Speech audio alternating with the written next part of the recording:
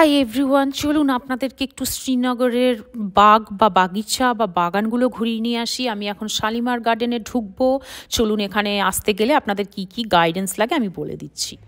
তো subscribers and viewers, আমি ঢুকলাম শালিমার গার্ডেন, মানে বাগ যেটা বলে এদের ভাষাতে আর কি।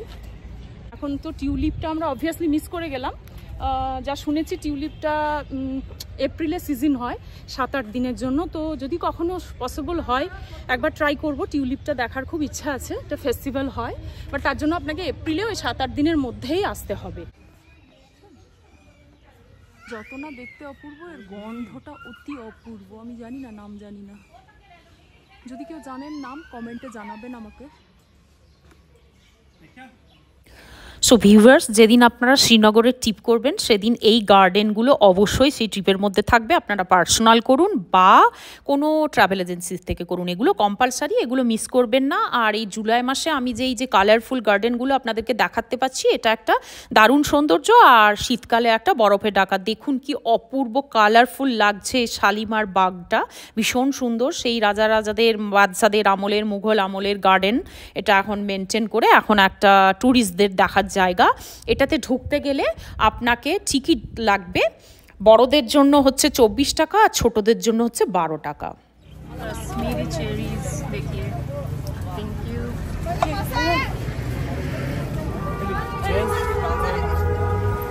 কুলফি হ্যাঁ, কুলফি আইসক্রিম ডিফারেন্ট ফ্লেভারে পাওয়া যায়।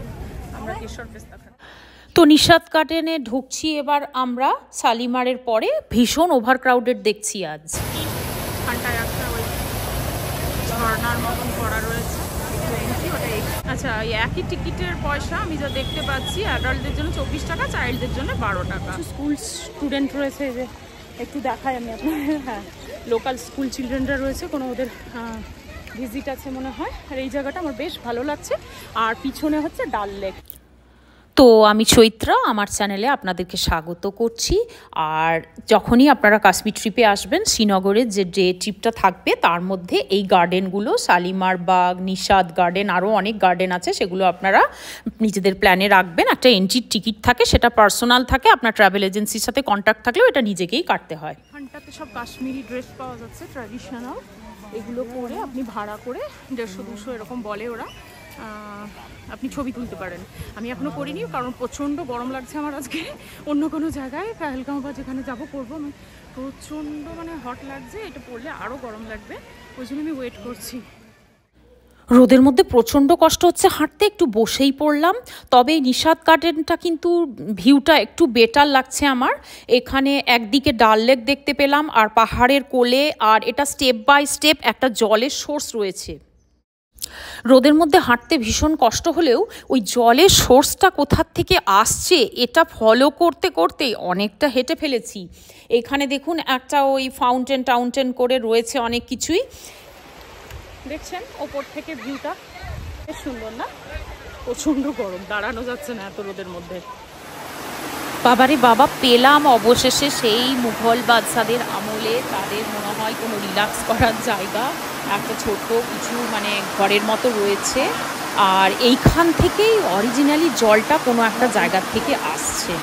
তো এটাই হচ্ছে এই নিশাদ গার্ডেনে অরিজিনাল জলের সোর্স। এইখান থেকেই এটা বেয়ে বেয়ে নিচ পর্যন্ত গেছে পুরো গার্ডেনটার মধ্যে দিয়ে।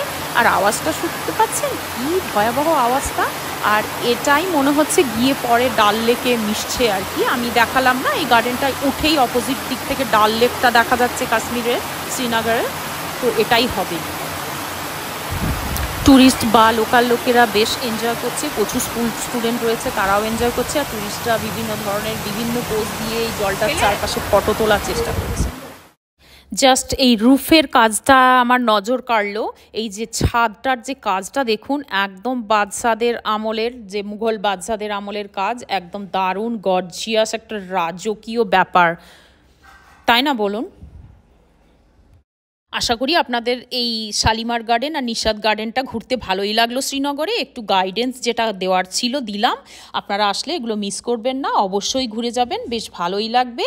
আর যদি ভিডিওটা ভালো লেগে থাকে লাইক শেয়ার করবেন, আর চ্যানেলটা সাবস্ক্রাইব না করে থাকলে অবশ্যই করবেন, তাহলে আরও পুরো কাশ্মীর ট্রিপের ভিডিওগুলো পাবেন। Thank you so much, bye by.